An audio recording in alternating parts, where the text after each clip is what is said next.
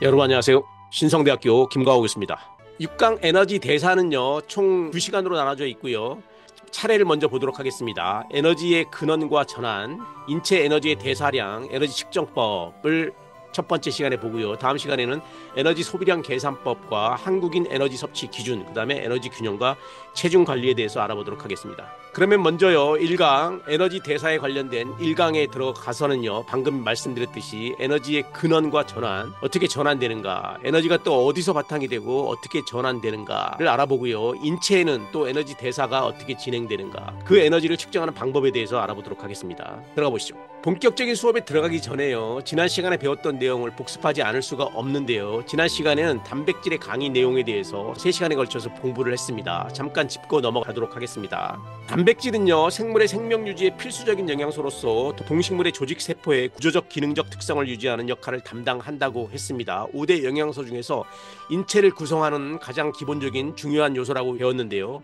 이런 단백질의 정의와 구조에 대해서 배웠고, 그가 할 수 있는 단백질의 기능, 예를 들면 체조직 성장과 유지에 관여하고, 효소와 호르몬을 합성시키며 혈액 단백질을 생성하고 항체와 면역세포를 형성하고 포도당 신생과 에너지 공급원으로서 활용한다는 것을 배웠습니다. 그러면은요, 이어서요, 소화 흡수에 대해서 알아보았고요. 아미노산과 단백질 대사, 그 다음에 식품 단백질의 종류와 질평가, 질소평형과 단백질의 필요량, 또 단백질의 결핍증과 과잉증에 대해서 배웠습니다.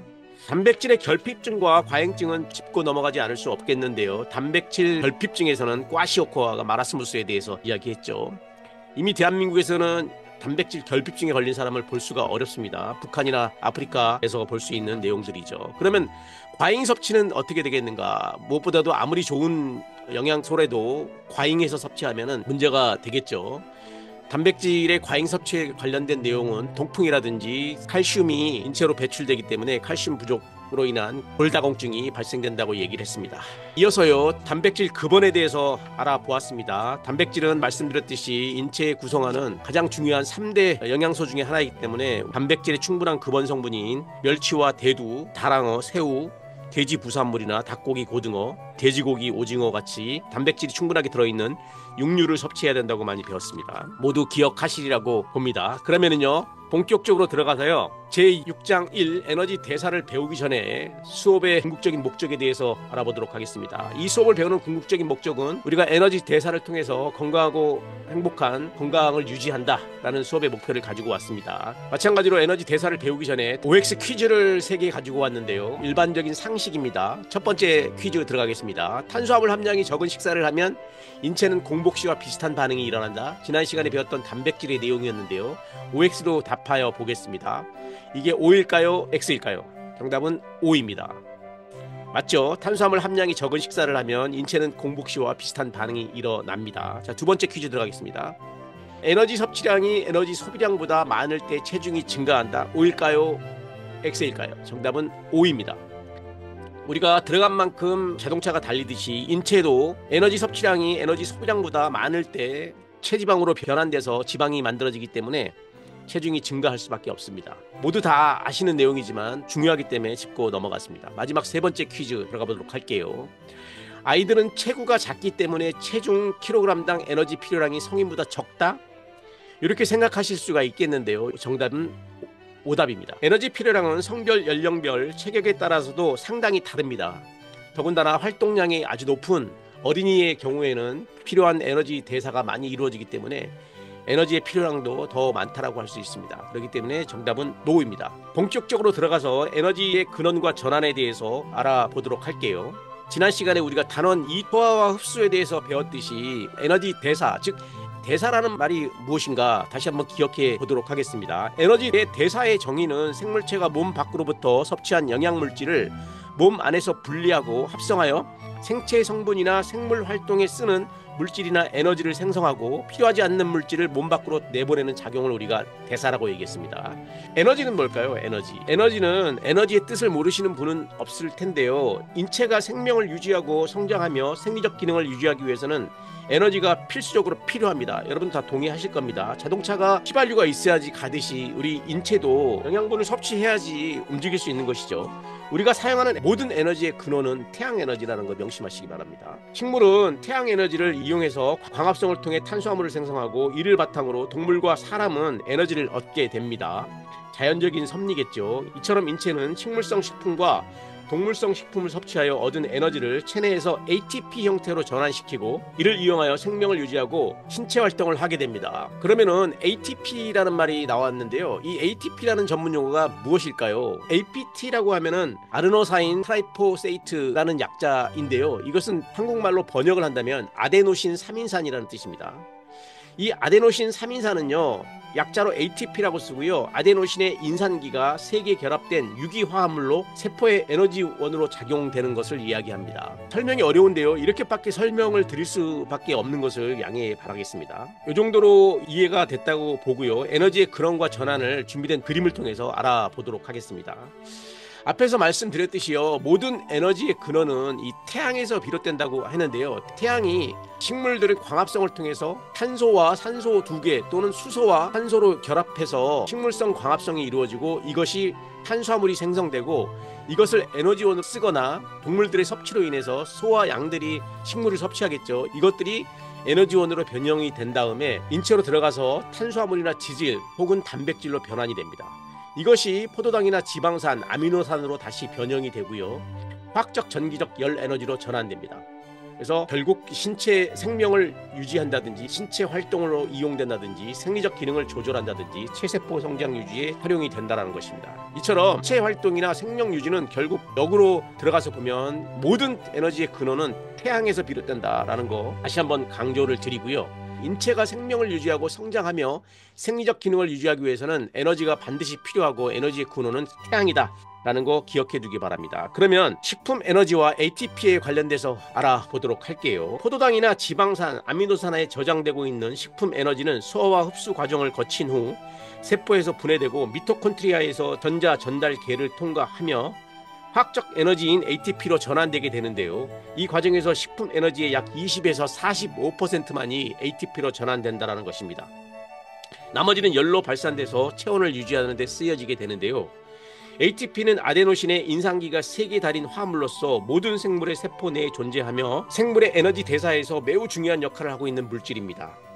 ATP는 효소의 작용으로 무인기 인산인 PI라고 하죠. 한 개가 떨어져 나오면서 ADP로 전환될 때 7.3칼로리의 에너지를 방출하게 되는데 이 에너지가 신체의 근육 운동이라든지 대사활동, 신경 전달 작용 등에 사용됩니다. 전문 용어가 지금 많이 나왔는데요. 일일이 다 설명드릴 수는 없고 못 알아들으셔도 큰 문제는 없다라고 봅니다. 검색을 통해서 공부하시기 바랍니다. 그러면은 ATP의 구조를 화학식으로 한번 확인해 볼게요.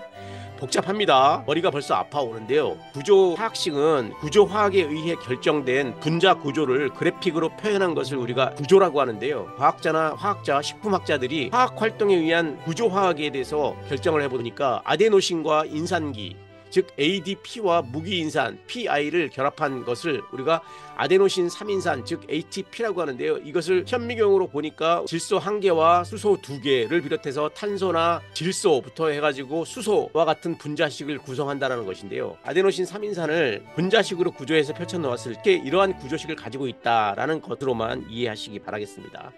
더 이상 설명드릴 일이 없고요. 머리도 아프기 때문에 이 정도로 하고 넘어가도록 할게요. 두 번째로 들어가서 인체 에너지의 이용과 저장에 대해서 알아보도록 하겠습니다. 인체는 식품으로부터 얻은 에너지를 이용해서 일을 하지만 필요 이상의 에너지를 섭취하면 여분의 에너지는 체내에 체지방으로 저장되게 되는데요. 포도당은 글리코겐으로 저장되고 여분의 아미노산이나 지방산, 포도당 등은 모두 지방으로 전환되어 저장된다고 우리 단백질이나 지방을 통해서 배웠습니다. 알코올은 7칼로리를 발생한다고 배웠죠. 이것은 에너지원으로 사용되기도 하나 과잉 섭취 시 지방으로 체내에 저장돼서 알코올을 많이 섭취하시는 분들은 지방간이 거의 대부분 발견이 됩니다. 반면에 에너지 섭취량이 인체 필요량보다 적을 경우에는 저장되었던 에너지원이 분해돼서 이용되게 되는데요. 간이나 근육에 저장된 글리코겐은 포도당으로 분해되고 지방 조직에 저장된 지방은 지방산과 글리세롤로 분해되고 체단백질은 아미노산으로 분해돼서 에너지로 이용되게 됩니다. 그러면 인체 에너지와 식품 에너지의 전환과 이용 과정을 그림을 통해서 이해하도록 하겠습니다. 자, 설명을 들었듯이요. 인체에 저장된 에너지원은 체단백질과 체지방, 글리코겐으로 저장이 되는데요. 이것이 식품 에너지 성분과 어떠한 관계가 있냐면은 아미노산으로 변형이 되기도 하고 바뀌기도 하죠. 증가하죠. 두 번째로는 체지방은 지방산, 아미노산, 포도당으로 변형이 되고요. 이 알코올은 온리 체지방으로 변형되기 때문에 이것들 이 식품 에너지의 성분인 아미노산과 지방산, 포도당, 알코올이 에너지로 전형돼서 사용된다라는 얘기입니다. 자, 우리가 간단한 그림을 통해서 쉽게 이해하는 데 도움이 상당히 많이 됐다라고 봅니다. 그러면은요, 본격적으로 들어가서 두 번째 주제로 넘어가서요, 인체 에너지의 대사량에 대해서 알아보도록 하겠습니다. 여기에서 기초 대사량의 정의에 대해서 얘기를 하면은요, 인체에서 소비되는 에너지로는 기초 대사량, 다른 말로는 휴식 대사량이라고 하는데요, 기초 대사량과 활동 대사량, 시기성 발열 효과, 그리고 적응 대사량으로 나눌 수 있습니다. 이들을 우리는 인체 에너지 대사량이라고 합니다. 기억해 두기 바랍니다. 그러면 첫 번째 기초 대사량과 휴식 대사량에 대해서 알아보도록 할게요. 기초 대사량이란 인체가 생명을 유지하기 위해서 필요한 최소한의 에너지 필요량으로서 의식적인 근육 활동이 전혀 없는 완전한 휴식 상태일 때 인체가 필요로 하는 에너지입니다. 다시 얘기하면 여러분들이 잠을 잘 때라든지 움직이지 않을 때도 우리가 기초대사량은 움직인다는 것이죠. 다시 얘기하면 기초대사량은 체내의 항산성을 유지하고 신경을 전달하며 심장을 박동시키고 혈액순환을 하고 호흡 운동을 시키며 체온 및 내분비선 유지 등에 꼭 필요한 에너지를 우리가 기초대사량이라고 하는 것이죠. 이처럼 기초대사량은 식후 12시간이 경과하여 식이성 발열 효과의 영향이 배제된 상태로 스트레스가 전혀 없는 쾌적한 환경 속에서 측정을 해야 되겠죠. 일반 상식인 것 같습니다. 두 번째 휴식 대사량은요, 휴식 대사량이란 식사 후 몇 시간이 지나서 아무런 육체적 운동 없이 편안한 자세로 앉아 있거나 누워있는 상태에서 정상적인 신체 기능과 체내 항산성을 유지하는 데 소비되는 에너지로 기초 대사량에 비해서 약 10% 정도 많이 있습니다. 하루 총 소비 에너지량의 60에서 75%를 우리는 휴식 대사량이 차지한다라고 알려져 있습니다. 그러면은요, 개인 간 기초 대사량의 차이의 요인에 대해서 알아보도록 할게요. 개인 간 기초 대사량의 차이와 요인은 첫 번째가 체표 면적입니다. 이것은 몸무게와 관련이 있을 텐데요. 체표 면적이 크면 그에 따라서 피부를 통해서 발산하는 에너지량이 증가하므로 기초대사량이 높을 수밖에 없겠죠. 간단한 원리입니다. 두 번째는 연령입니다.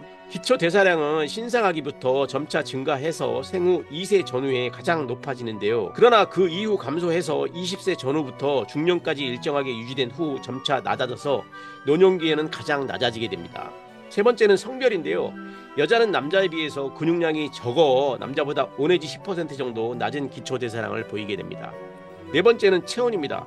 체온이 1도씨 상승할 때 기초대사량이 약 13%가 증가된다는 연구 결과가 있습니다. 다섯 번째는 호르몬인데요. 갑상선 기능 항진증으로 인해서 티록신이 과잉 분비되면 기초대사량이 최대 75%까지 증가하고 성장 호르몬과 아드레날린도 기초대사량이 증가시키는 요인이 됩니다. 여섯 번째는 임신의 유무입니다. 임신기에는 기초대사량이 증가하고 월경 직후에도 기초대사량이 상승하게 됩니다. 일곱 번째는요, 에너지와 영양소의 공급인데요. 에너지와 영양소의 공급 부족은 기초대사량을 감소시키고 반대로 공급 과잉은 기초대사량을 항진시킵니다. 여덟 번째로는요, 수면입니다. 수면 시에는 기초대사량이 모두 10% 정도 감소하게 됩니다. 당연하겠죠, 그죠? 움직이지 않으니까요. 마지막으로 아홉 번째인데요. 카페인이나 흡연, 스트레스 등도 기초대사량을 증가시키는 요인이 됩니다. 여러분, 건강한 식생활을 하는 데 있어서 참고하시기 바랍니다. 두 번째로 활동 대사량입니다. 인체가 활동을 한다는 것은 근육이 수축 운동을 한다는 것인데요. 이 과정에서 에너지를 소비하게 되는데 이를 활동 대사량 또는 활동을 위한 에너지 소비량이라고 합니다.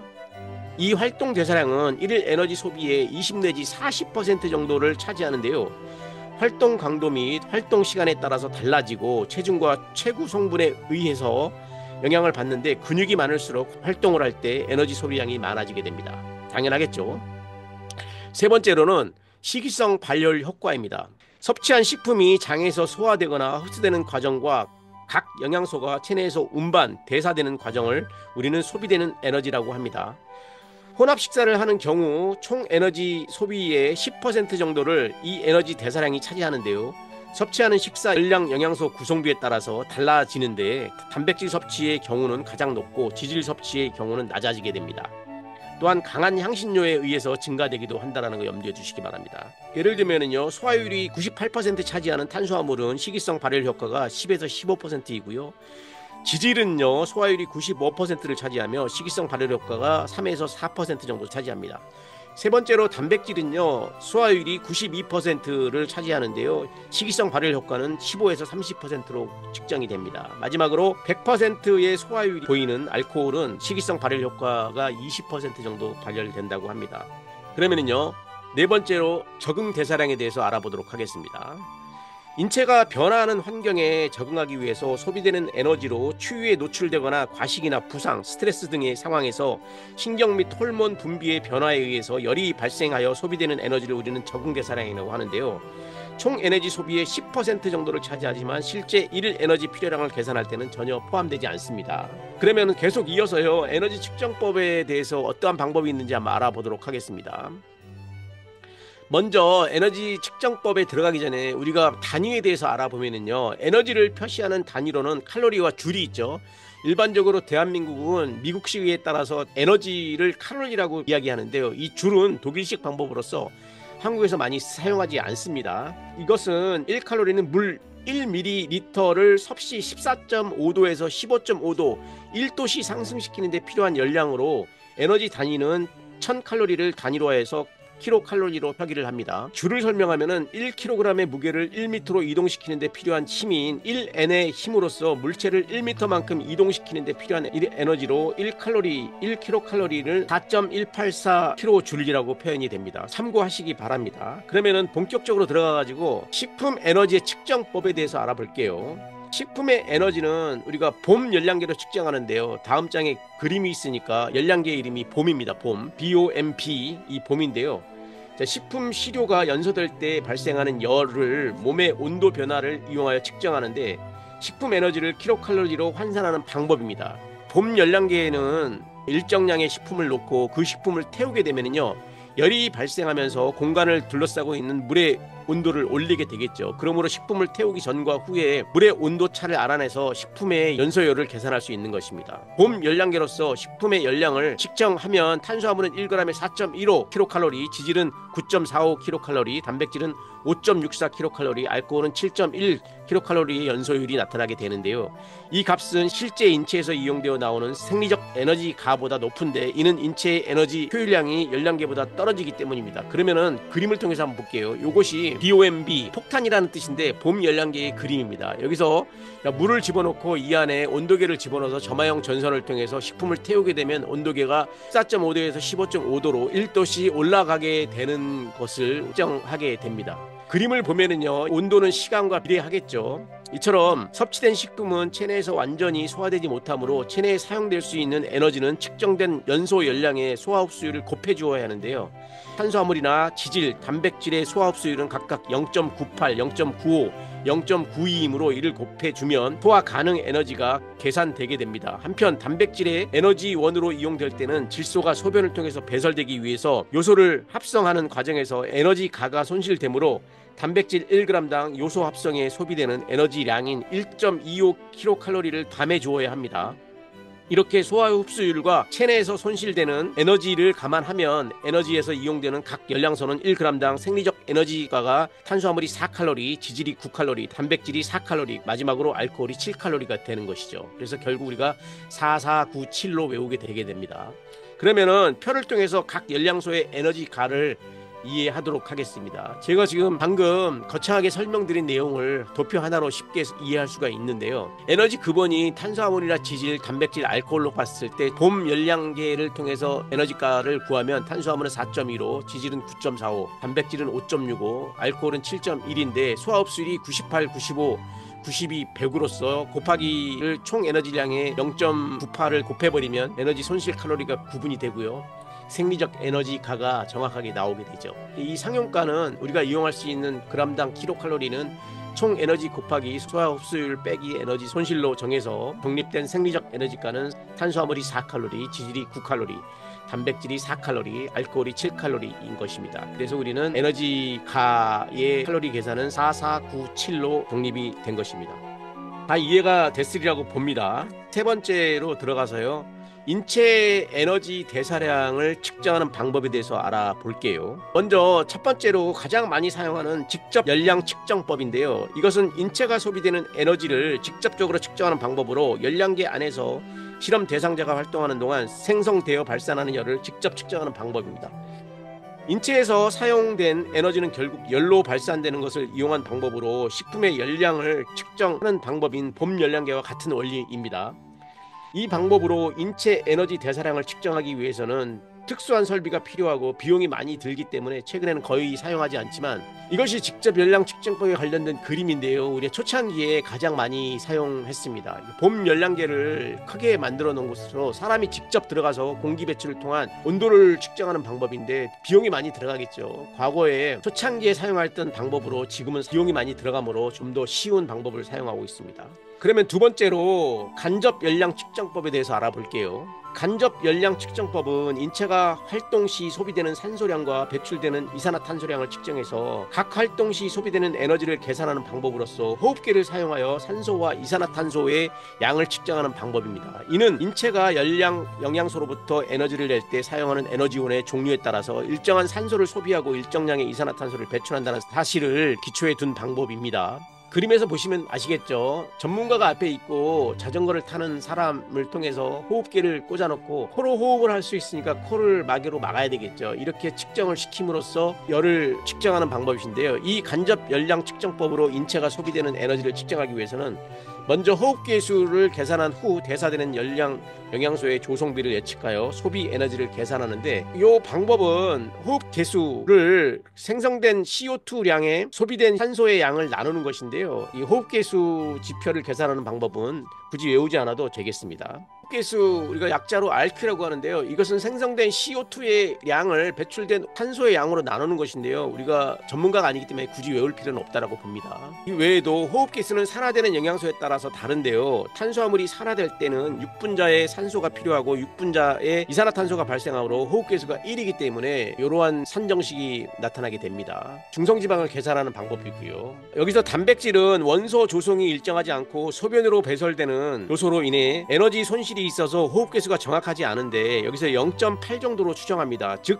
다시 얘기하면 열량 영양소의 호흡개수는 1에서 0.7 사이에 있고 1에 가까울수록 탄수화물 산화가 많은 것이고 0.7에 가까울수록 지질산화가 많은 것으로 보이는데요. 참고하시기 바랍니다. 임상적으로 보면 호흡개수가 0.8보다 적으면 에너지 섭취가 부족한 경우이고 0.7보다 적으면 굶은 상태거나 저탄수화물 식사를 하는 것을 의미하고 1 이상이면 체내에서 지방이 합성되고 있다는 의미입니다. 일상적으로 섭취하는 혼합 식사의 호흡 개수가 0.85가 되는데요. 정상적인 상태에서 단백질을 에너지 대사에 관여하는 비율이 낮으므로 단백질 대사는 고려하지 않게 됩니다.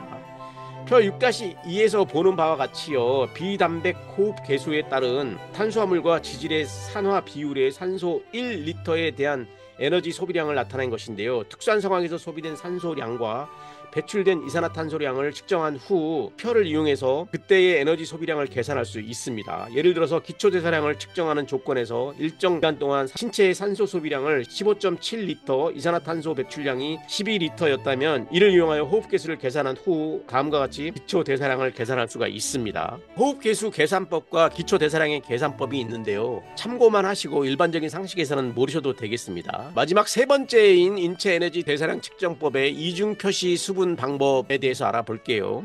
설명이 어려운데요. 이중표시 수분법은 에너지 소비량의 새로운 측정 방법으로 인체의 이산화탄소 생산량을 측정하여 에너지 소비량을 산출하는 방법입니다. 경구로 소량의 안정된 동위 원소로 표시된 물을 섭취한 후 2주 동안 체내 수분을 수시로 채취하여 두 동위 원소로 제거율을 측정함으로써 동위 원소의 농도 변화를 측정하는 전문가적인 산출 방법입니다. 이 방법은 활동의 제한을 초래하지 않고 평상시의 활동 방식을 그대로 유지하는 상태로 에너지 소비량을 측정할 수 있으며 정확도가 뛰어납니다. 그러나 안정된 동위 원소의 사용 경비가 너무 비싸고요. 시료 분석의 기기와 기술적인 전문성을 요구하는 등 어려움으로 인해서 아직은 연구 목적으로 제한적인 것으로 사용됩니다.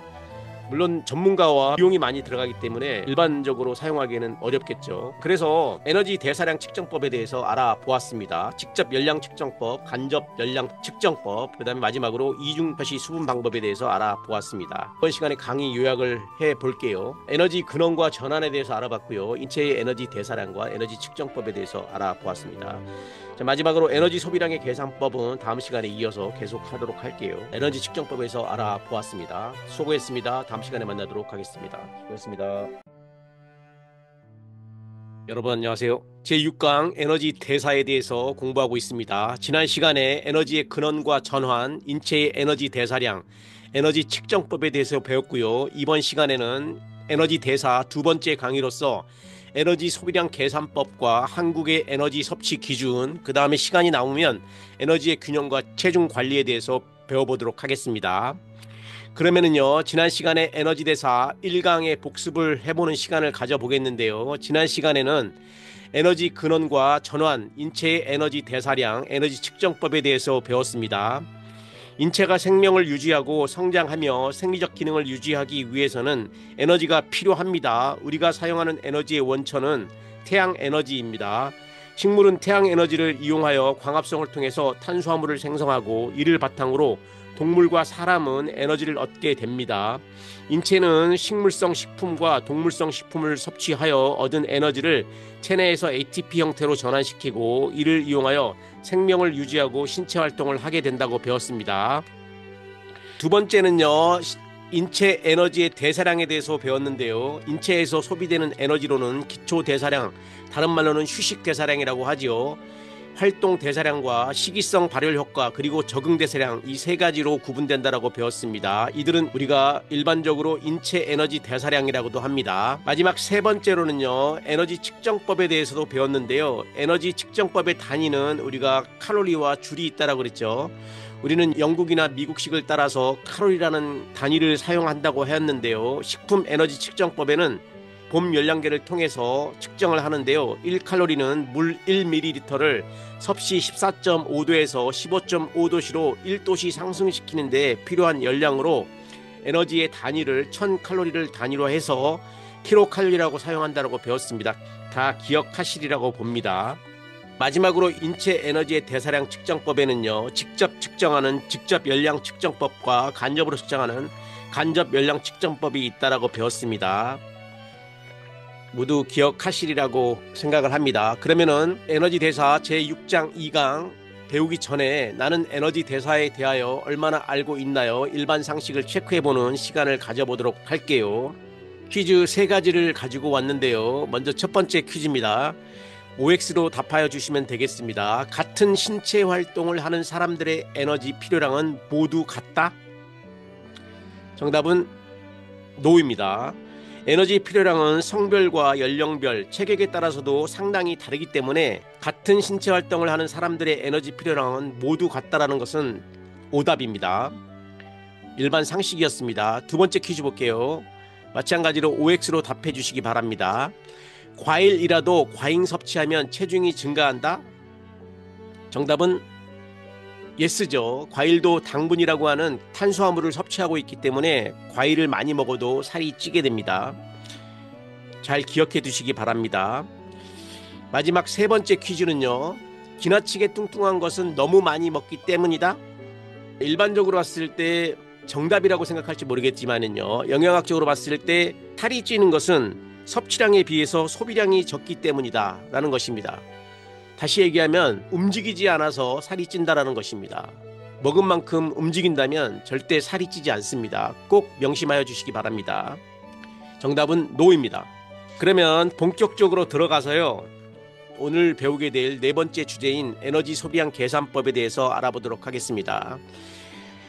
개인의 에너지 소비량을 계산하기 위해서는 에너지 소비의 주 요인들을 기초 대사량이나 활동 대사량, 시기성 발열 효과를 모두 더하는 방법을 주로 사용합니다. 여기에는요, 간단한 방법과 해리스 베네딕스 공식인데요, 사람 이름입니다. 한국인 영양 섭취 기준 하나하나 알아보도록 하겠습니다. 먼저 간단한 방법으로는요, 기초 대사량은 성별이나 연령, 체격에 따라서 다른 차이를 보이는데요, 성인의 기초 대사량을 구하는 가장 간단한 방법은 보시는 것과 같습니다. 예를 들어서 성인 남자의 기초 대사량은 1kcal를 시간으로 나누고 그것을 또 체중을 24시간으로 곱한 것으로 다시 나누면 되겠습니다. 두 번째 방법은요, 해리스 베네딕스 공식인데요. 이 해리스 베네딕스 공식은요, 1919년 미국의 생리학자 제임스 해리스와 프랜시스 베네딕스가 제시한 방정식으로서 구하는 방법입니다. 구하는 공식을 일반 상식으로는 외울 필요는 없지만 이렇게 구해져 진다라는 것을 기억해 두시고요. 한국인 영양 섭취 기준으로서 정한 것은 성인 남자를 봤을 때 이러한 공식으로 구한다는 것을 참고해 주시기 바랍니다. 그 외에 단위 체표 면적에 대한 에너지 소비량 자료를 이용하여 기초 대사량을 산출하는 방법이 있는데요. 그것은 체표 면적이 넓어지면 열 손실이 커지므로 기초 대사량은 체중보다 체표 면적이 비례한다는 사실을 기초로 한 것입니다. 이처럼의 공식을 사용하거나 표 6-3의 내용을 이용하여 신장과 체중으로 체표 면적을 산출한 후 기초 대사량을 계산할 수가 있습니다. 예를 들면 연령과 성별에 따른 단위 체표 면적에 대한 시간당 기초 대사량은 연령 5살, 15살, 10살 단위의 기준으로 봤을 때 남자가 56.3, 여자가 53.0으로 계산되므로 이 표에 관련돼서 기초 대사량을 구하면 되겠습니다. 이 그림은요, 신장과 체중에 의하여 체표 면적을 추정한 계산도이고 체표 면적 1제곱미터에 대한 시간당 에너지 소비량을 연령과 성별에 따라 나타낸 것입니다. 참고하셔서 신장과 체중에 의해서 체표 면적에 추정하는 계산 도표를 참고하셔서 계산하시면 되겠습니다. 예를 들어서요, 성인의 1일 기초대사량의 계산의 예를 보면 나이가 25세이고 체중이 70kg 나가며 신장이 170cm라고 한다면 신장에 들어가는 38.4 곱하기 1.84 곱하기 24시간 하게 되면 1668칼로리가 나온다는 것입니다. 앞에서 본 표 6-3에 의해서 기초 대사량을 구하는 공식은요, 같은 예로 나이가 25세이고 체중이 70g, 키가 170cm인 사람을 계산한다면 체표 면적이 1.81이 나옵니다. 이처럼 활동 대사량은 하루 생활 활동을 분 단위로 기록한 후 이들 활동 시간 산소 분비량을 측정하여 각 간접 열량 측정법을 사용하여서 각 활동 시 소비되는 에너지를 계산하여 산출합니다. 다양한 활동에 따른 활동 대사량은 표 6-4와 같은데요. 예를 들면 권투는 시간당 에너지 소비량이 킬로그램당 칼로리인데요. 여러분의 체중을 곱하면 되겠죠. 11.49, 달리기가 7.0, 탁구가 4.4, 그 다음에 서있기가 0.6, 식사나 앉아있기, 글쓰기가 0.4로 나타납니다. 그래서 우리가 체중을 가장 효율적으로 빨리 뺄 수 있는 방법은 권투나 달리기, 탁구, 스케이팅, 빠르게 걷기 등이 있습니다. 참고해 주시면 되겠습니다. 그러면 개인 에너지의 소비량의 예를 알아보도록 할게요. 중등 정도의 활동을 하는 사람의 경우 기초 대사량은 하루 소비 에너지의 60 내지 70%를 차지하고 활동 대사량은 15에서 30%를 차지하며 시기성 발열 효과는 총 에너지 섭취량의 10% 정도를 차지합니다. 활동 대사량은 활동의 종류나 강도, 활동 시간, 체중 등에 따라 다르므로 에너지 소비량 중 개인 간 차이가 가장 큽니다. 몸무게가 100kg인 사람하고 몸무게가 50kg인 사람이 활동하는 대사량의 차이가 같다고는 할 수가 없죠. 개인의 1일 에너지 소비량은 다음과 같은 계산 방법으로 계산할 수가 있는데요. 1일 에너지 소비량은 기초 대사량 플러스 활동 대사량 플러스 시기성 발열 효과를 더하면 되겠습니다. 이처럼 기초 대사량은요, 성별, 연령별, 체격별 기초 대사량을 구하는 산출 공식을 사용하시면 되겠습니다. 그러면 5번째 주제로 넘어가서 한국인의 에너지 섭취 기준에 대해서 알아보도록 하겠습니다.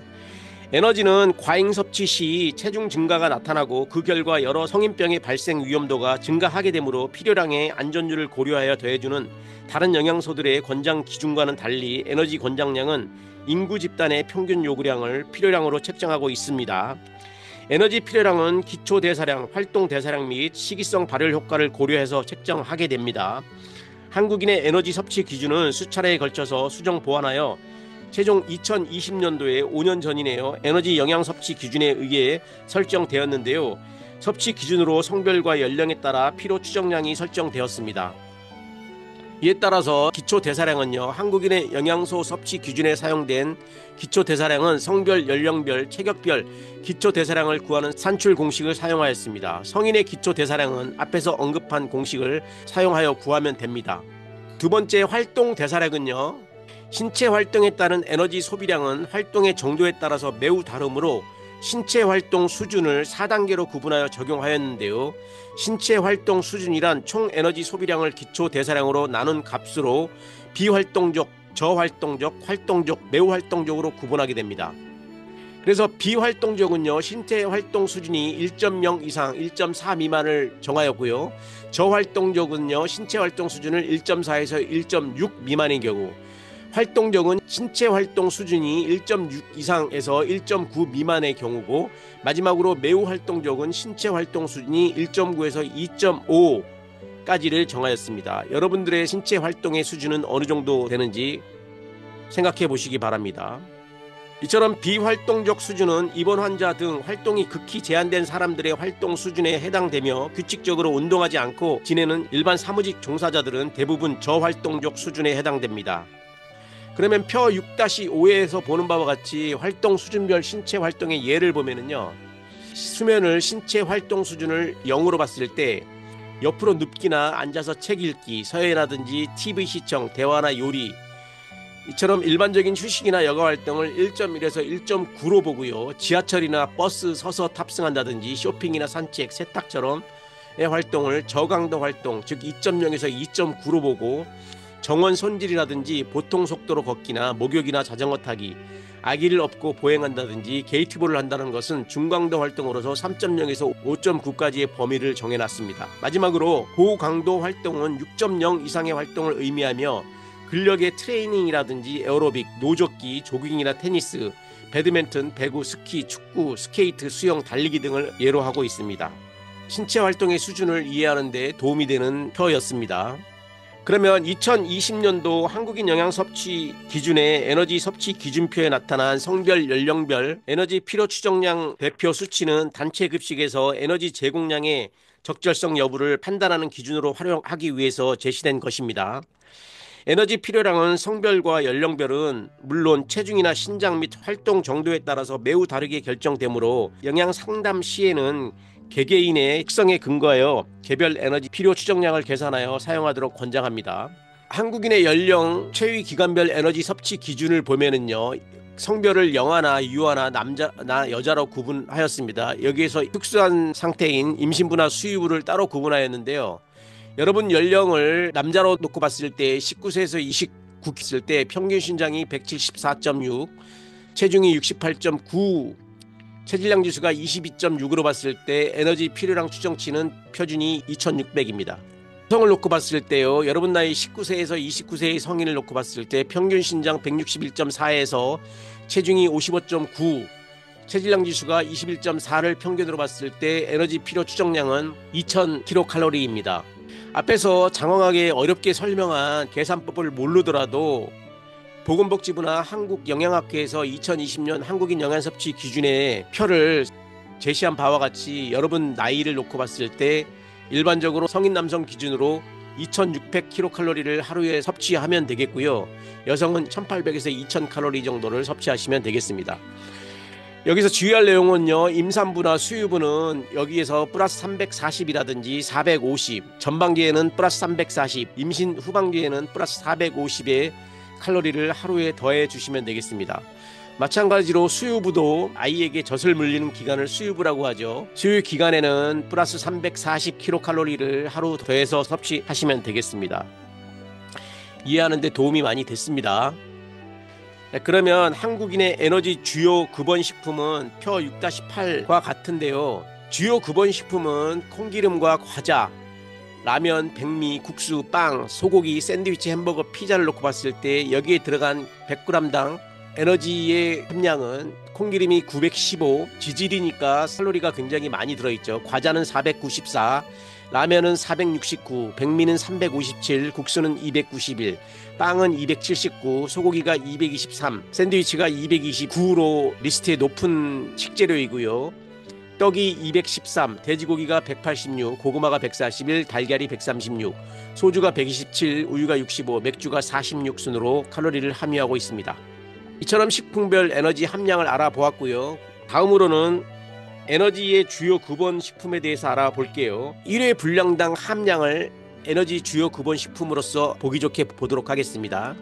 우리가 한 번 먹었을 때의 에너지 함량은 국수 210g이 611, 라면이 433, 샌드위치, 백미, 떡, 빵, 맥주 이런 순으로 앞에 표에서는 콩기름이 순위 리스트에 있었지만 콩기름을 한꺼번에 많이 먹지 않기 때문에 1회 분량당의 함량으로 봤을 때 이러한 순으로 우리가 에너지를 제공한다는 것을 알 수가 있습니다. 그러면 6번째 주제로 넘어와서요, 에너지 균형과 체중 관리에 대해서 알아볼게요. 에너지 섭취 불균형을 우리는 신경성 식욕 부진과 신경성 폭식증으로 부르고 있는데요. 사람의 체중은 에너지 섭취량과 소비량이 평형을 이룰 때 일정하게 유지되는데 에너지 대사의 불균형은 체중의 변화와 함께 건강장애를 초래하게 됩니다. 에너지 섭취가 부족하다는 것은 체질량 지수가 18.5 이하 또는 표준 체중에 대한 현재 체중의 비가 80% 미만인 경우로 심리적 불안정이나 활동력과 감염에 대한 저항력 감소 현상 등을 유발하게 됩니다. 반면에 에너지 과잉 섭취는 비만을 유발하여 그로 인해서 각종 성인병 발생 등의 부작용을 나타내게 됩니다. 그렇기 때문에 보시는 바와 같이 신경성 식욕 부진과 신경성 폭식증이 이루어지죠. 그럼 하나하나 알아보도록 할게요. 먼저 신경성 식욕 부진입니다. 이 신경성 식욕 부진은 하나의 병이라고 할 수 있는데 자신의 체형에 대한 불만족이나 비만에 대한 우려로 인해서 식사를 의도적으로 기피하여 반기하 상태를 유지하거나 설사제나 이뇨제 등의 약제를 이용하여 강제 배설의 방법을 사용함으로써 극심한 체중 감소를 초래하는 하나의 정신적 질환입니다. 식욕 부진 증상이 장기간 지속되면 월경을 하지 않는 무월경이라든지 맥박수의 감소, 저체온, 솜털 머리카락, 갑상선 기능 저하라든지 골다공증, 변비, 빈혈 등의 생리적 변화와 면역 기능의 저하를 가져오게 됩니다. 이처럼 신경성 식욕 부진은요, 식사 제한형과 마구먹기형으로 분류되는데요. 식사 제한형은 음식 섭취를 매우 엄격하게 제한하는 경우이고, 마구먹기형은 반기하 상태로 마구먹기를 번갈아 반복하는 경우로 완화제 및 이뇨제를 사용한다든지 구토를 통해서 강제 배설 행위가 자주 나타나게 됩니다. 생각만 해도 끔찍합니다. 두 번째, 에너지 섭취 불균형으로 다가올 수 있는 신경성 식욕 부진을요, 우리가 그림을 통해서 임상 증상을 이해를 해 보겠는데요. 자, 신경성 식욕 부진 환자의 임상 증상은요, 그림에서 보는 것과 같이 머리는 솜털 머리카락으로 바뀌고 피부가 건조되며 입에서 냄새가 나는 구취가 있을 수가 있습니다.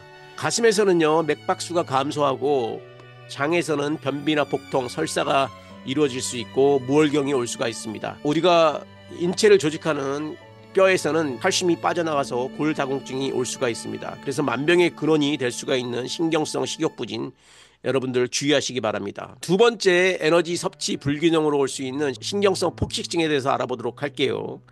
이것도 하나의 병으로서요, 체형과 체중 때문에 자기 자신을 부정적으로 평가하고 불만족스러운 감정을 발산시키는 방법으로 충동적으로 남몰래 마구 먹기를 한 후에 체중 증가를 방지하기 위하여 강제적으로 구토를 하거나 이뇨제나 설사제를 사용하여 강제 배설을 초래하는 행위를 하거나 절식이나 과다한 운동 등의 극단적 행위를 반복하는 정신적 질환입니다.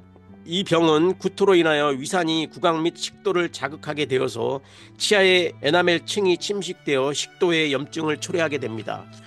우리가 요즘에 유튜버 많이 먹기 등으로 잘 알려져 있는 유튜브들이 초래할 수 있는 병이 신경성 폭식증이라고 할 수가 있습니다. 이처럼 에너지 균형과 에너지 섭취 불균형으로 인해서 심각한 병을 초래할 수 있다는 거 명심을 하시고요. 적당한 에너지 균형과 체중 관리가 필요하다고 할 수가 있습니다. 에너지 섭취 과잉에 대해서 알아볼 텐데요. 이것은 다음 시간에 계속 이어서 공부하도록 하겠습니다.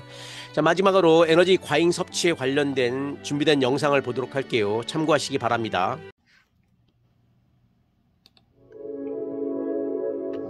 우리 몸의 세포 속에 있는 미토콘드리아는 섭취된 음식물을 에너지로 바꾸는 일을 한다.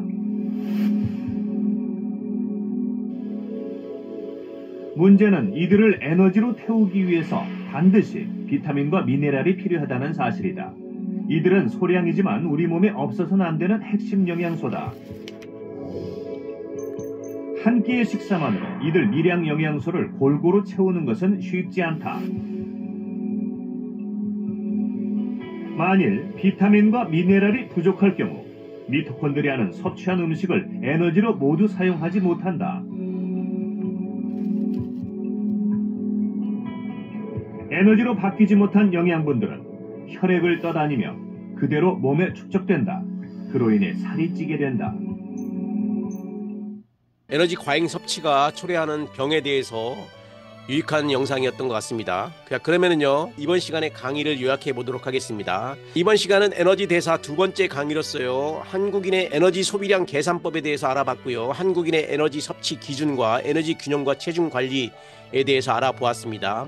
에너지 균형과 체중 관리는 아직 다 하지 못했기 때문에 다음 시간에 이어서 하도록 하겠습니다. 수고했습니다. 다음 시간에 만나요. 감사합니다. 여러분 안녕하세요. 이번 시간에는 에너지 대사 제 세 번째 강의 에너지의 균형과 체중 관리에 대해서 알아보도록 하겠습니다. 여러분들이 관심이 제일 많은 내용일 것 같은데요. 비만에 관련돼서 전격적으로 해부해보는 비만을 공부해보는 시간을 가져보도록 하겠습니다.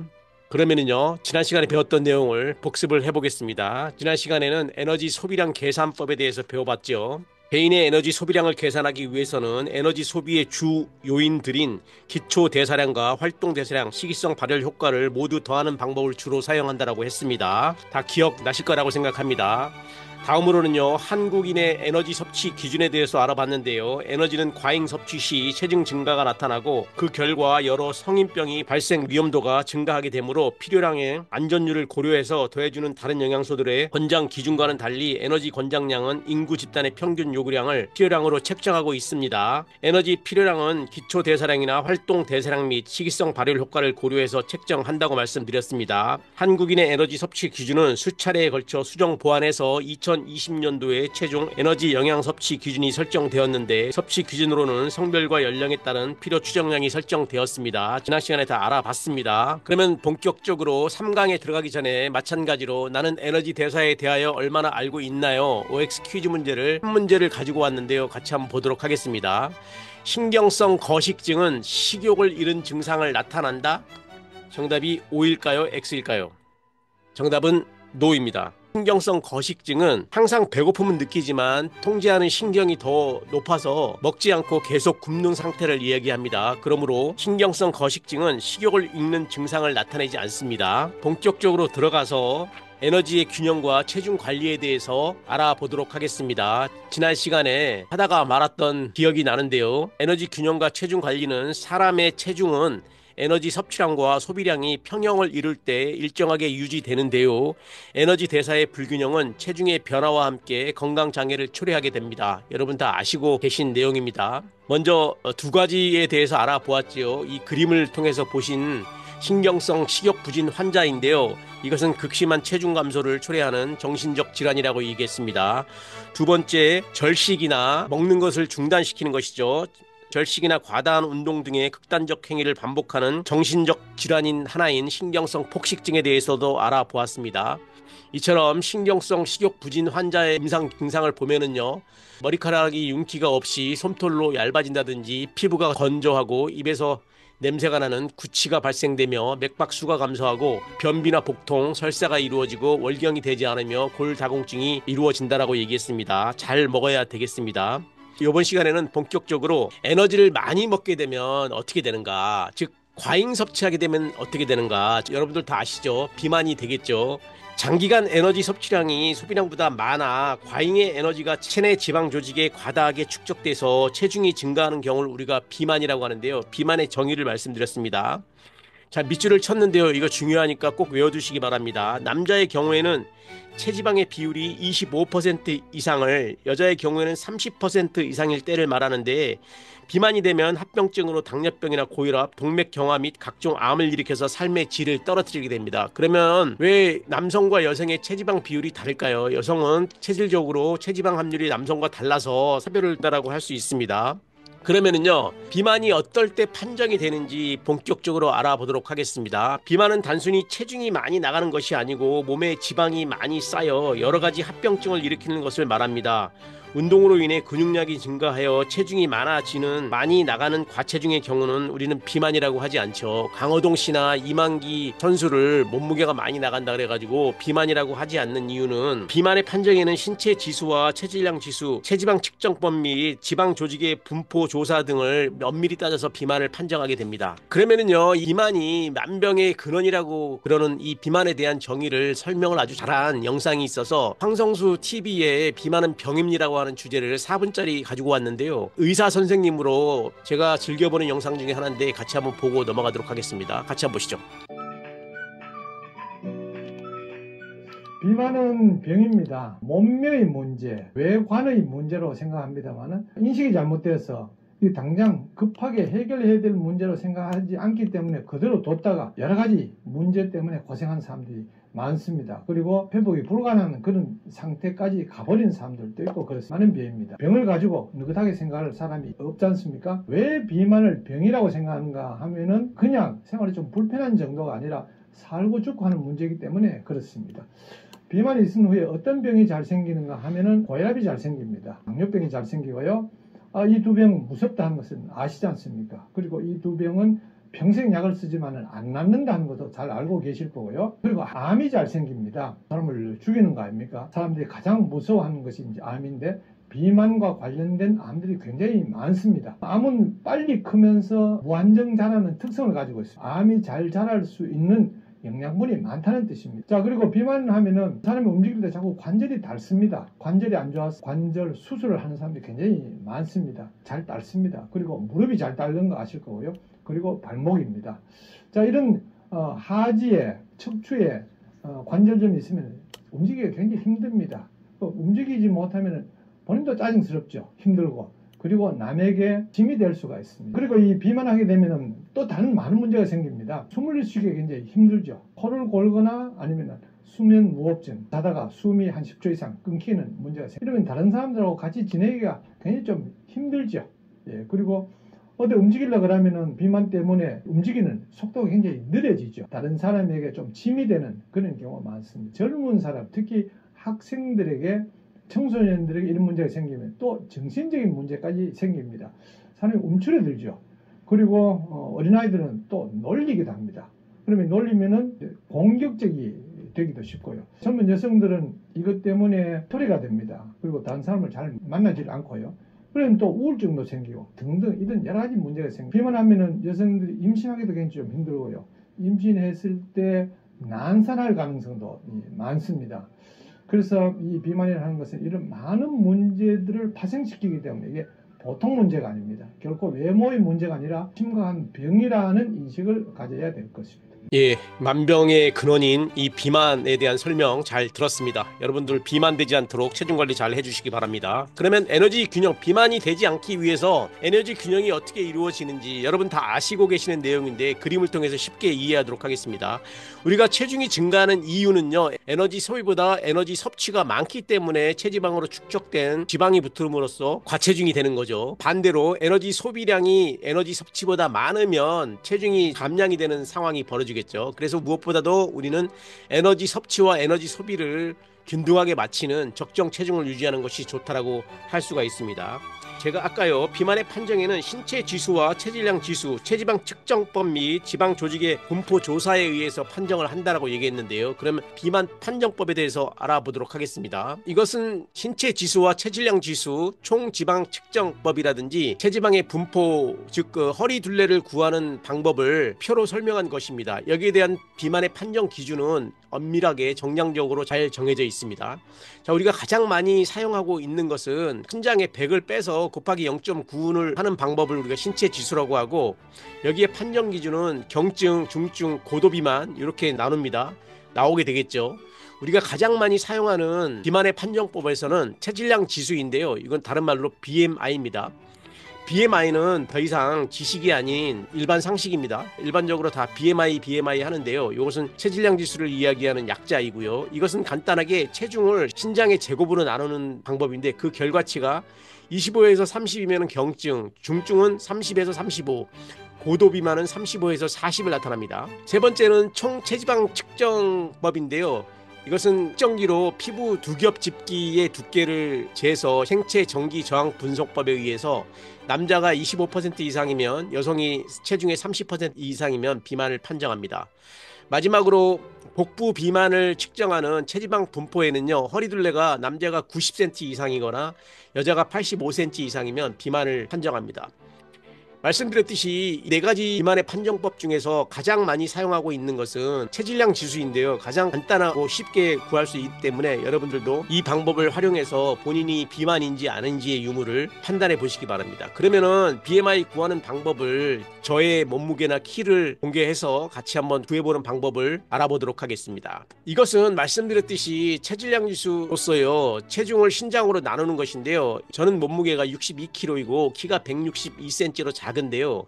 62를 나누는데 제곱 밑에니까 곱하기 0.01을 해서 1.62 곱하기 1.62 제곱이니까 두 번을 하고 이 결과치가 2.63이 나옵니다.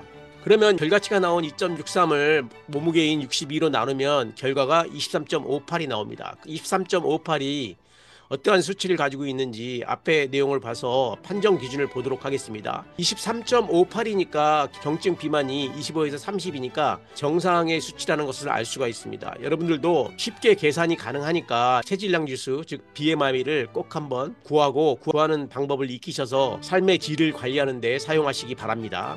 이처럼 신체 지수는 비만 판정에 가장 쉽게 사용되는 방법으로 자신의 신장에 적합한 표준 체중과 자신의 현재 체중을 비교해서 비만도를 결정하는 방법으로서 가장 많이 활용하고 있는 방법입니다.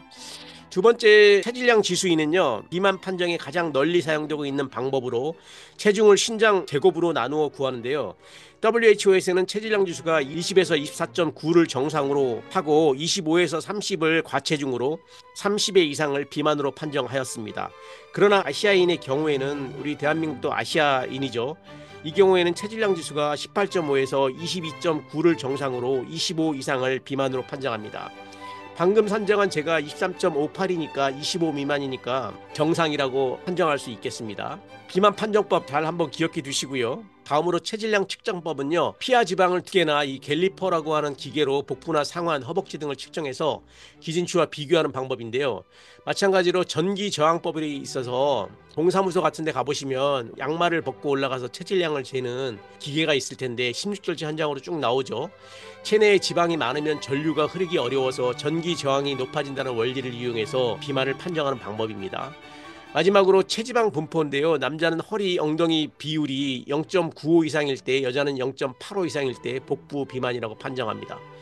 복부 비만인 경우는 당뇨병과 고혈압, 동맥경화 등의 합병증을 발생하기 때문에 주의하셔야 합니다. 그림 6-2에서 보면은요, 체질량 지수에 따른 사망 위험률을 WHO 세계보건기구에서 서양 사람을 기준으로 해서 정했는데요. 오른쪽이 신체 체질량 지수입니다. 15, 20, 25, 30.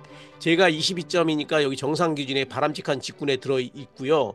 왼쪽에는 이제 사망률인데, 이 체질량 지수가 높아질수록 오른쪽으로 사망률이 높아진다는 것을 알 수가 있습니다. 가장 바람직한 군은 체질량 지수 20에서 25 사이입니다. 여러분도 간단한 계산법에 의해서 체질량 지수를 꼭 한번 알아봐 주시기 바랍니다. 그림 6-13은요, 피하 지방과 내장 지방을 그림으로 그려놓은 것인데요.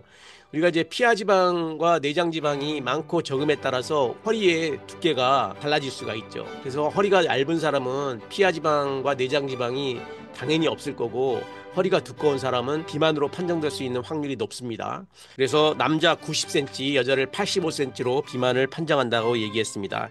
이처럼 피하 지방의 두께는 갤러퍼로 복부, 상완, 허벅지 등을 측정해서 기준치와 비교하여서 판정하는데요. 이 방법은 측정상의 오차가 있을 수 있고 내장 지방은 측정하기 어려운 단점이 있습니다. 전기 저항법은 체내에 지방이 많으면 전류가 흐르기 어려워 전기 저항이 높아진다는 원리를 이용하여 체지방을 측정하는 방법으로 최근 가장 많이 사용하고 있는 비만 판정법입니다. 저희 학교에도 학생 보건실에 가보면은 전기 저항법에 의해서 비만 판정하는 방법이 있으니까 꼭 한번 해보시기 바랍니다. 허리 둘레를 측정해서 비만을 판정하는 방법은 아까 설명드렸고요. 비만의 에너지 과잉 섭취의 두 번째, 비만의 분류에 대해서 알아보도록 하겠습니다. 흔히 쉽게 그림에서 보는 것처럼 하체 비만인 여성형과 상체 비만인 남성형으로 나눌 수 있는데요. 지방 분포가 주로 상반신에 축적된 경우에는 남성형 비만 또는 상체 비만이라고도 하며, 주로 허벅지에 축적된 경우를 우리는 여성형 비만 또는 하체 비만으로 분류합니다. 비만에 의한 합병증으로는 당뇨병이나 고지혈증 등은 남성형 비만인 복부 비만에서 주로 나타나는데, 이 경우에 주로 내장 주위에 지방세포가 쌓여있기 때문입니다. 두 번째는요, 지방세포 형태에 따른 분류입니다. 유전성 비만인 경우에는 정상인보다 지방세포 수가 월등히 많고 생애 주기 중 소화기, 사춘기, 임신 후반기, 수유기 등에는 지방세포의 수가 증가할 수 있는데 이때를 제외하고는 과잉 섭취된 에너지는 지방세포의 크기를 증대시키기는 하나 세포 수를 증가시키지는 않습니다. 그러므로 성장기에 과식이나 운동 부족 등으로 인해서 소화 비만이 되면 지방세포의 수가 늘어나게 돼서 성인 이후에도 정상화시키는 것이 어려우므로 주의해야 합니다. 지방세포의 수가 증가하는 경우에는 지방세포 증식형 비만이라고 하고 지방세포의 크기가 증가한 경우를 지방세포 비대형 비만이라고 합니다. 그러면 여러분들의 제일 관심사가 많은 비만과 관련된 건강 문제에 대해서 알아보도록 하겠습니다. 체지방이 많은 사람은 정상인에 비해서 고혈압이나 당뇨병, 암, 관절염, 담낭질환, 호흡기 장애 등 다양한 질병을 일으킬 위험이 매우 높습니다. 그러므로 정상 체중을 유지하는 것이 건강을 지키는 중요한 요인이라는 걸 명심해 주시기 바랍니다. 표 6-10에서 보면은요, 비만과 성인병의 발생률과의 관계를 알기 쉽게 정리하여 보았는데요. 우리가 만성 질환이라고 할 수 있는 당뇨병과 심근장애, 고혈압, 동맥경화도 비만인 사람이 정상 체중인 사람에 비해서 발생 확률이 높다라는 것을 알 수가 있습니다. 예를 들어서 이 당뇨병의 경우에는 정상적인 사람을 8이라고 봤을 때 비만인 사람은 그 2배인 17%가 걸린다는 연구의 결과가 있고요. 마른 사람은 적은 5%입니다. 두 번째, 심근장애도 마찬가지고요. 고혈압도 정상 체중인 사람은 35%지만 비만인 사람은 58%, 마른 사람도 39%를 차지합니다. 마지막으로 이 동맥의 경화는요, 정상 체중인 사람은 21%를 보이는 반면에 비만인 사람은 27%, 마른 사람은 8%입니다. 옛날에는 마른 사람이 살을 찌기 위해서 노력을 많이 했지만 요즘은 정상 체중인 사람과 비만의 체중을 가지고 있는 사람보다 이 마른 사람이 훨씬 더 건강하고 안정된 삶을 살고 있다는 것을 데이터를 통해서 알 수가 있습니다. 그러면은 그림을 통해서 비만의 합병증을 좀 알아보도록 할게요. 비만과 관련된 건강 문제를 알아보고 있는데요. 비만과 관련된 합병증이 머리와 관련된 고혈압, 성대에 비만이 됨으로써 자면서 무호흡증이라든지 호흡에 곤란이 올 수가 있고 지방간이라든지 담에 돌이 생기는 담석증, 무리한 몸무게를 관리하기 위해서 관절염이 올 수가 있고 당뇨병이라든지 혈관의 고지혈증, 무릎이나 발목에 보행장애가 있을 수가 있습니다. 이처럼 만병의 근원이 되는 비만합병증, 공공의 적인 것 같습니다. 그러면 에너지 섭취의 생리적 조절을 어떻게 이루어야 되겠는가? 궁극적인 만성 질환을 방지하기 위해서 어떻게 에너지 섭취를 해야 되는가를 알아보겠습니다.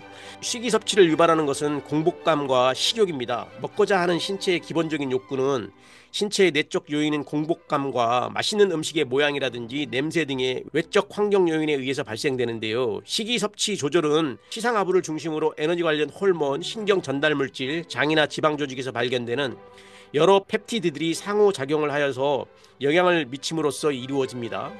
식후 몇 시간이 지나서 혈당이 저하되면 공복감을 느끼게 되고 그로 인해서 음식물을 섭취하게 되면 위장관에 팽창이 일어나고 음식과 장 점막의 기계적 접촉은 장 펩티드를 분비시켜 즉각적인 포만감을 유발하고 식욕을 억제하게 됩니다. 또한 소화 호르몬의 농도가 높아짐에 따라서 시상하부의 포만 중추가 자극을 받아서 포만감을 느끼게 돼서 식품 섭취를 조절하게 됩니다. 이외에도 렙틴이나 세로토닌 같은 신경 전달 물질도 포만감을 유발해 식품의 섭취를 감소시키는 것으로 알려져 있습니다. 방금 이야기 나온 이 렙틴은 체지방 조직의 지방 저장량이 증가함에 따라 생성 분비되어 포만감을 증가시키는 역할을 하는 호르몬의 활성을 가진 작은 단백질입니다. 이 렙틴은 시상하부에 영향을 미쳐서 식욕을 감퇴시키고 지방 조직의 소모를 촉진시켜서 에너지나 저장 지방의 소모를 촉진한다고 알려져 있습니다. 유전자 돌연변이에 의해서 렙틴 생성이 조정되지 못한 동물은 결국 비만이 되는데요. 그러나 렙틴은 비만을 예방한다기보다는 식이섬유가 부족했을 때 이에 따른 효과를 최소화하는 역할을 한다는 의견도 있어서 렙틴을 체중 감소에 활용할 수 있는지 여부는 아직 명확하지 않습니다. 자, 21세기도 아직 모르는 게 굉장히 많죠. 그러면은 체중 관리를 어떻게 해야 되는지 본격적으로 공부해 보도록 하겠습니다. 여러분들의 삶에 도움이 많이 될 것 같은데요. 체지방이 많은 사람이 정상 체중을 유지하기 위해서는 식사요법과 운동요법을 동시에 수행하면서 생활 수정을 통해서 식생활 개선하는 것이 바람직합니다. 특히 요요 현상이 없이 감량된 체중을 유지하는 것을 목표로 하여야 하는데요. 방법을 모른다기보다도 의지가 부족해서 그러지 않나 하는 생각을 합니다. 여기서 요요 현상이라는 말이 나왔는데요. 이것은 체중 감량 후 체중이 다시 증가하는 현상을 요요 현상이라고 합니다. 저열량식을 하면 체내 근육량이 감소하고 기초대사량이 낮아지고 낮아진 기초대사량만큼의 에너지가 남게 되면 그것이 체지방의 형태로 몸에 저장되어 체중을 증가하게 하는데요. 요요 현상을 막기 위해서는 저열량식 기간 동안 단백질을 충분히 제공하는 식사요법과 함께 근육운동과 유산소 운동을 병행해서 근육의 손실을 막아 기초대사량을 일정하게 유지시키는 것이 중요합니다. 그러면 식사요법인데요. 비만의 식사요법의 원칙은 소비되는 에너지보다 적은 에너지를 섭취하여 부족된 에너지를 체지방 연소를 통해서 공급함으로써 체중을 감소시키는 것입니다. 당연한 얘기겠죠. 체중은 일주일에 0.5kg 정도를 감량하는 것이 바람직한데요. 그를 위해서는 하루 500칼로리 정도의 에너지 섭취량을 감소시키면 됩니다. 꼭 명심해 두시기 바랍니다. 이때 단백질이나 비타민, 무기질 등 체내 대사 생리 기능의 유지에 필요한 영양소의 섭취는 줄이지 않는 상태에서 에너지 섭취만을 줄이는 식사를 하여야 합니다. 이를 위해서는 에너지 밀도가 낮은 식품을 선택하여 섭취하도록 하는데 에너지 밀도에 대해서 설명을 드리겠습니다. 에너지 밀도는 식품의 에너지를 식품 중량과 비교한 것인데요. 에너지 밀도가 높은 식품으로는 견과류나 과자류, 튀긴 식품, 지방 등이 이에 해당되고 에너지 밀도가 낮은 식품으로는 과일, 채소 등을 들을 수가 있습니다. 이처럼 에너지 밀도가 낮은 식품을 많이 섭취하면 섭취한 에너지는 적으면서 식사 후 느끼는 포만감은 커지게 됩니다. 수분과 식이섬유가 많은 식품이 식사의 에너지 밀도를 낮추어서 포만감에 도움을 주는 데 비해서 에너지 밀도가 높은 식품은, 특히 고지방 식품은 더 많은 양을 먹어야만 포만감을 느낄 수 있습니다. 그래서요, 표에서 보는 바와 같이 에너지 밀도가 낮은 식품을 많이 먹어야 되고 에너지 식품이 높은 식품은 좀 적게 먹어야 되겠습니다. 이것은 그람당 0.6칼로리를 내는 것을 우리는 매우 낮은 식품이라고 하는데 양상추나 토마토, 딸기, 브로콜리, 자몽, 탈지우, 당근, 채소가 이에 해당됩니다.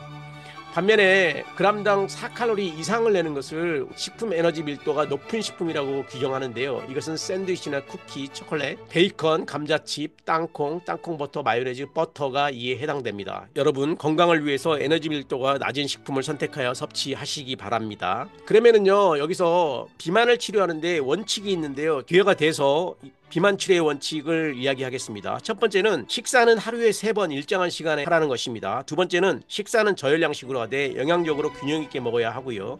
세 번째는 식사를 천천히 즐겁게 해야 합니다. 네 번째는 과식이나 폭식 상황에서의 대처 방안을 강구합니다. 소화제를 먹는다든지 오바이트 하는 방법도 그 방법 중에 하나이겠습니다. 다섯 번째는 자신에게 맞는 운동을 하는데 꾸준히 해야 되고요. 여섯 번째는 일상생활 속에서도 활동량을 높여야 합니다. 마지막 일곱 번째는 규칙적인 생활을 하는 것입니다. 이처럼 비만 치료의 원칙은요, 여러분들도 다 알고 있는 내용이지만 어떻게 의지를 가지고 꾸준히 하느냐가 이 비만의 여부에 달려있다고 할 수 있겠습니다. 이어서요, 비만 치료 시 운동요법의 필요성을 알아볼게요. 비만 치료 시 운동요법의 필요성은 소비 에너지를 증가시키고 체지방을 감소시키며 심장과 폐의 기능을 튼튼히 하고 심리적 스트레스를 해소시키며 근육의 손실을 막고 기초대사량을 유지하고 규칙적인 생활 습관이 생깁니다. 그래서 비만 치료 시 운동요법을 같이 병행해서 하는 것이 중요하다고 할 수 있습니다. 그러면은 운동요법에 대해서 알아볼게요. 체중 조절을 하기 위해서는 적당한 강도의 유산소 운동을 일주일에 최소한 3번 이상 일정한 간격으로 규칙적으로 하는 것이 좋습니다. 운동을 시작한 후 20분 이상부터 본격적으로 체지방이 연소되므로 운동은 20분 이상을 하여야 체지방을 소모하는 효과를 볼 수 있습니다. 자, 명심하시기 바랍니다. 5분 했다가 쉬고 10분 했다가 쉬는 것이 아니라 최소한 운동을 시작하게 되면 최소한 20분 이상 꾸준하게 해야지 체지방이 소모하는 효과를 볼 수 있다는 것입니다. 그러면은 세 번째로 행동 수정의 요법입니다. 비만을 유도하는 습관을 고치기 위해서는 우선 문제가 되는 행동이 무엇인가 규명하고 과식을 피하기 위해서 섭취를 자극하는 요인을 조절하는 것이 필요하겠습니다. 바람직한 행동을 하는 경우에는 보상을 하는 것도 좋은 방법입니다. 네 번째로는 약물 요법인데요. 체질량 지수, 즉 BMI가 30 이상일 때 또는 27 이상이지만 다른 위험 요인이 있을 때 의사의 처방에 의해서 약물요법을 추가로 병행하는 것이 좋습니다. 여기서 비만 치료제는요, 체중 감소를 위해서 의사의 처방하에 약물을 복용하는 경우가 있는데요. 식품 흡수 억제제인 제니칼에 대해서 얘기를 하려고 합니다. 여러분, 제니칼에 대해서 들어보셨는지 모르겠는데요. 이 제니칼은 경구용 지질 흡수 억제제로서 지질 분해 효소의 기능을 억제하여 지질이 소화 흡수되지 못하게 해서 지방을 몸 밖으로 배출하는 작용을 합니다. 섭취한 지질이 30% 정도가 소화되지 못한 채 창자 안에 쌓여 있다가 대변과 함께 배설되는 원리로서의 비만을 치료하는 약재입니다. 이 제니칼은 지질 흡수를 차단하기 때문에 지방변을 보게 되고요. 지용성인 비타민 A, D, E, K나 베타카로틴도 흡수되지 못하므로 비타민을 따로 보충해야 됩니다. 될 수 있으면 비만 치료제 같은 것은 사용하지 않고 본인의 의지로 비만을 해결할 수 있도록 했으면 하는 바람입니다. 마지막으로는요, 정말 극단적인 표현인데 절대 하지 말아야 될 수술요법에 대해서 이야기하겠습니다. 극도의 비만으로 건강상 매우 위험이 있는 경우 위의 용량을 줄이는 위성형술, 위절제술, 풍선, 삽입술 등과 흡수를 감소시키기 위해서 장의 일부를 절제하거나 우회하도록 하는 수술이 행해지는데요. 이런 일은 절대 없어야 되겠습니다. 이러한 수술요법은 근본적인 치료가 되지 않기 때문에 불만족스러운 경우가 많이 있고, 말씀드렸듯이 식이요법과 운동을 통해서 다이어트를 하는 방안을 강구해야 되겠습니다. 이것으로써 에너지 균형과 체중 관리에 대해서 알아보았는데요. 이 시간을 통해서 비만의 위험과 비만은 병이다라는 내용을 확실히 정립했으리라고 생각을 합니다. 아무쪼록 체중 관리 잘 하셔서 건강한 식생활을 영위하시기 바랍니다. 이번 시간에 강의를 요약하도록 하겠습니다. 에너지 대사 세 번째의 강의 내용이었는데요. 에너지의 균형과 체중 관리에 대해서 알아보았습니다. 에너지 섭취 불균형에 대해서 알아봤고요. 에너지 섭취 과잉에 대해서도 알아봤습니다. 아울러서 에너지 섭취의 생리적 조절과 체중 관리를 어떻게 하면 비만을 막을 수 있는가에 대해서도 알아보는 유익한 시간이었습니다. 여러분, 아무쪼록 건강과 생활 관리를 잘 하셔서 건강한 생활을 영위하시기 바랍니다. 수업 받느라 너무 수고 많았습니다. 이것으로써 에너지 대사에 관련된 수업을 마치도록 하겠습니다. 수업 받느라 수고 많았습니다. 다음 시간에는 수용성 비타민에 대해서 알아보도록 하겠습니다. 감사합니다. 구독과 좋아요는 영상 제작에 큰 도움이 됩니다. 이상으로 요리사랑연구소 김강호TV 김강호였습니다. 감사합니다.